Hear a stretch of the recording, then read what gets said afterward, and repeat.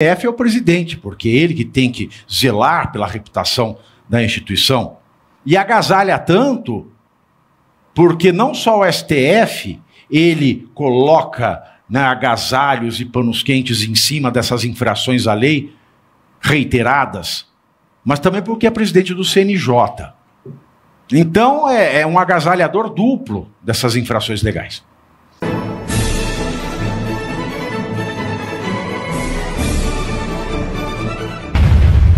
Quando você infringe a lei, você é um infrator da lei. Está claro isso?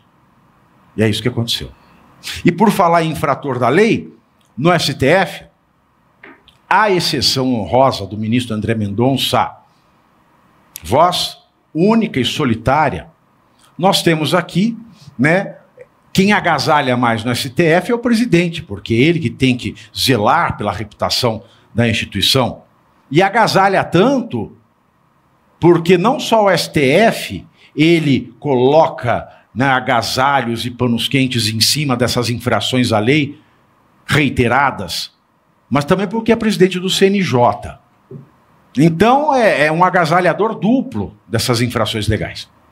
O presidente do STF, Luiz Roberto Barroso, participou ontem do programa Roda Viva da TV estatal paulista, TV Cultura. Eu acho lindo. Estado de São Paulo, vou repetir o que eu disse ontem, Rolly. Estado de São Paulo. Um estado governado pela direita. Será?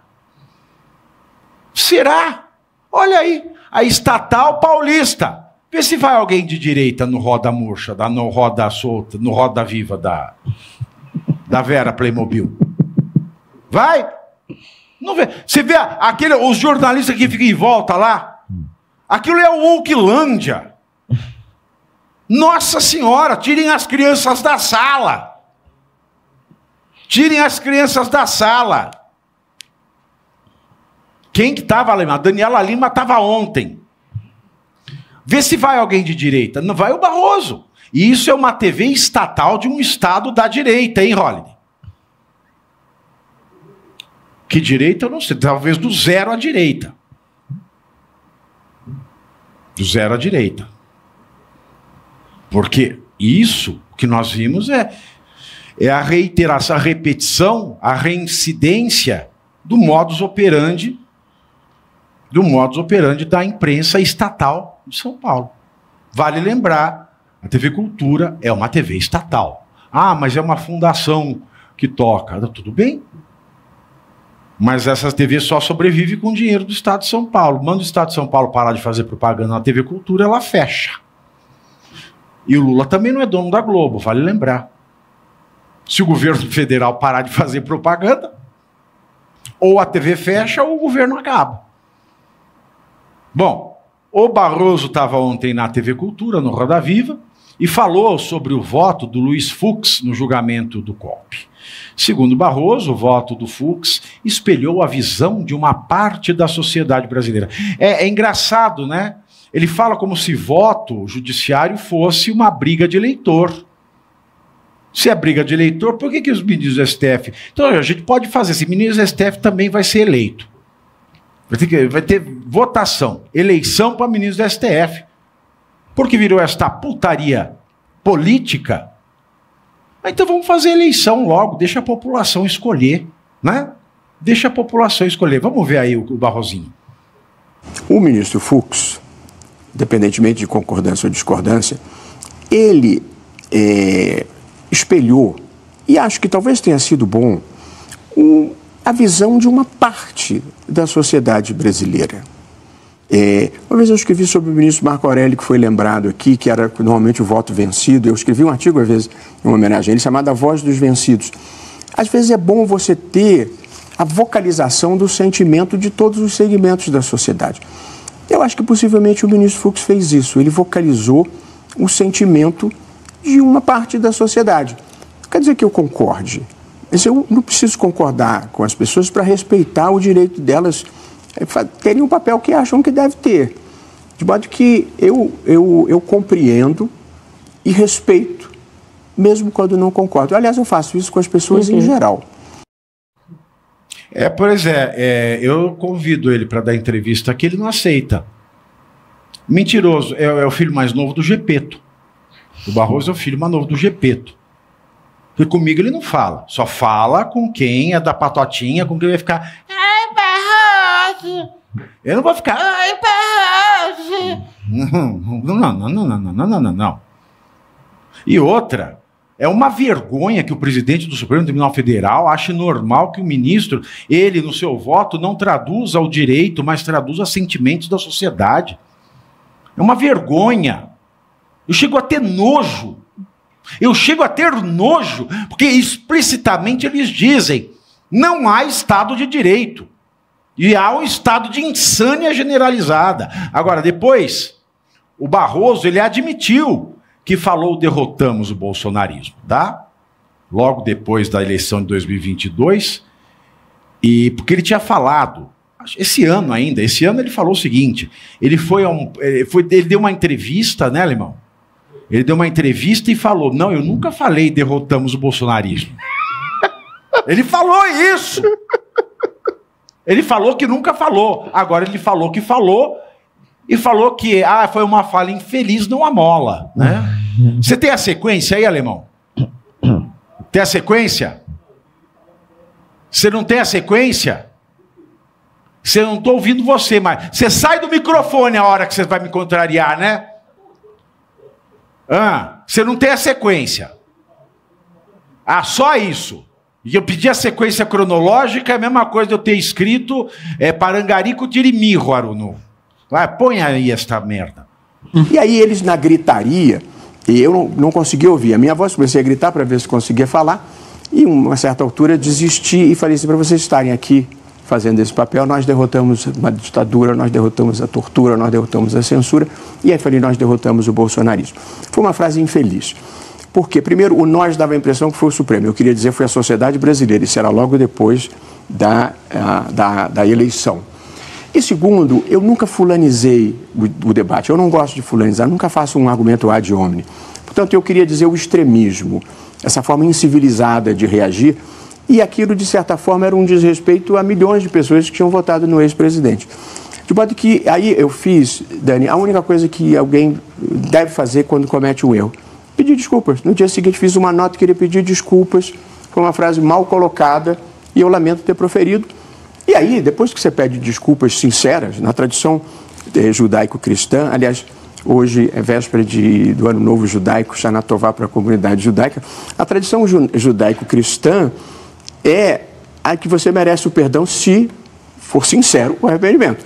E assim foi, pedir desculpas e seguir viagem. Agora, o perder uma maré numa mola, eu me arrependi depois de 3 dias sendo xingado na rua em Nova York, entendeu? Essa foi colocada de verdade. E nunca disse que eleição não se ganha, eleição se toma. Porque o The Economist, ele fez uma nota, assinou uma nota dizendo que ele nunca falou derrotamos o bolsonarismo. Então ele estava mentindo antes, mentiu no meio ou está mentindo agora? Porque não tem como o Barroso ter falado a verdade, porque ele falou, disse que não falou e agora diz que falou e que pediu desculpa, mas no meio ele disse que não falou, então ou ele está mentindo todo o tempo, ou ele está mentindo a maior parte do tempo. A verdade ele não fala. E repito aqui, é uma vergonha. Se o senhor fosse homem, Barroso, se o senhor fosse homem, se o senhor tivesse culhão, o senhor dava entrevista para ser contradito, para responder perguntas difíceis. Para responder perguntas difíceis. Mas o senhor não tem coragem de responder a perguntas difíceis. O senhor não é homem, o senhor só vai achar de comadre. Porque me revolta o presidente de um dos poderes que garantem qualquer democracia, que é o poder judiciário, mentir tanto. E a mim, em especial, que dediquei décadas da minha vida ao estudo do direito, isso tem uma revolta muito mais amarga. Porque quando o presidente da Corte Suprema do país mente descaradamente, parece que tudo está consumado, parece que tudo está perdido. Você assistiu à entrevista, Holliday?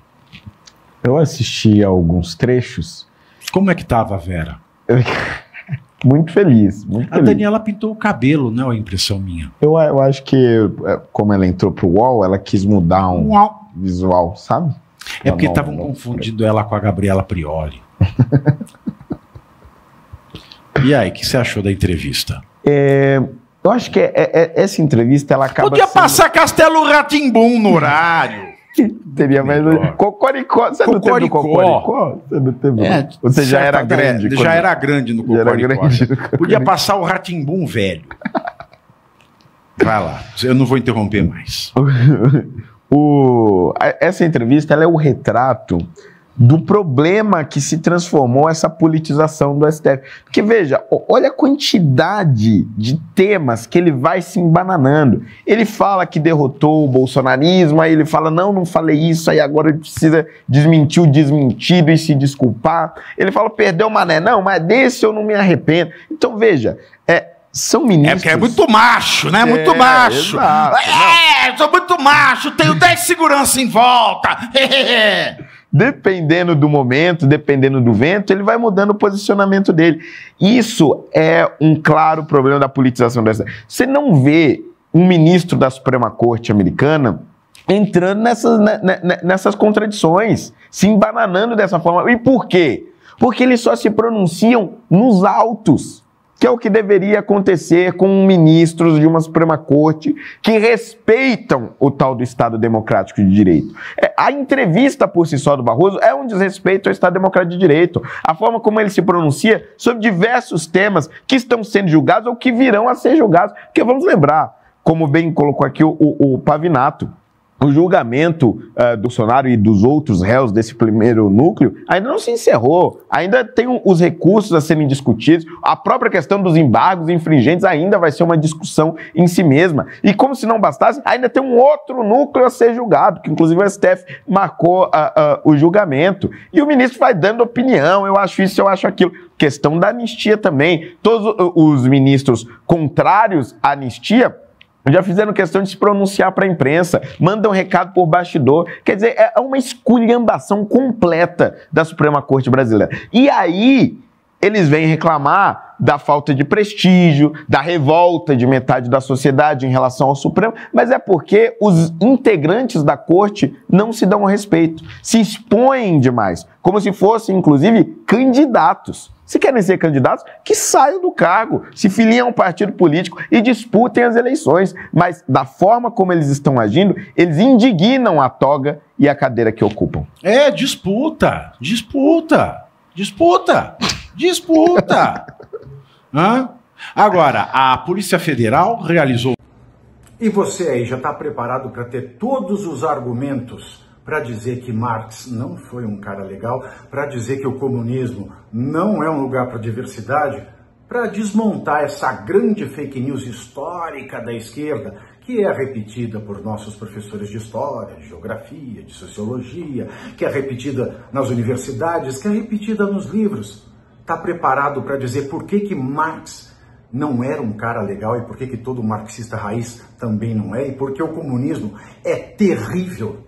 Você já leu Nos Anais de Marx? Pois é, aqui nesse livro você vai encontrar tudo o que você precisa saber para responder aquele sabichão que diz que Marx é um cara legal. Pois não é. Leia agora Nos Anais de Marx, a trolha do comunismo transviado para encaçapar idiotes. À venda em todas as livrarias do Brasil, pelo site ou nas lojas físicas. Não deixe de ler.